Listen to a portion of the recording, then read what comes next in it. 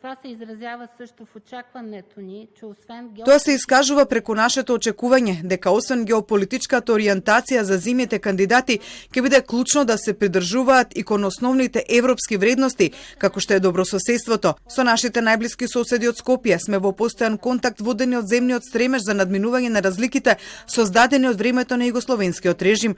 Вложуваме ресурси и политички капитал за да постигнеме взаимно прифатливо решение кој ќе му дозволи на евроинтегративниот процес на Скопје да се развива на здрави основи. Градењето на предвидливи односи е сложен процес, бара политичка волја и зависи од конкретни резултати, а не од крајни рокови.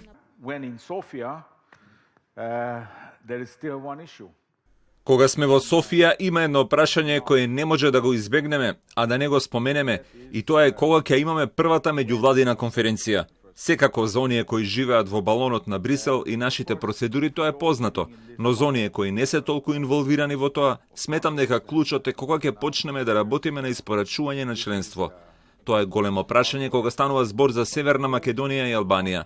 Не можам да се окријам дека сум многу разочаран што се уште разговараме за ова прашање. Мислевме дека го затворивме пред 2 години и сега е повторно на маса.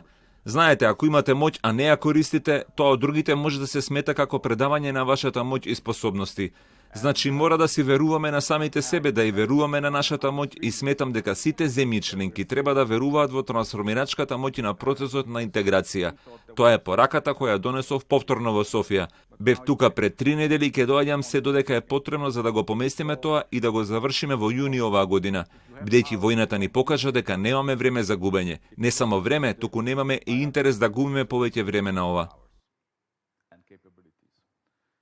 So we need to trust ourselves. We need to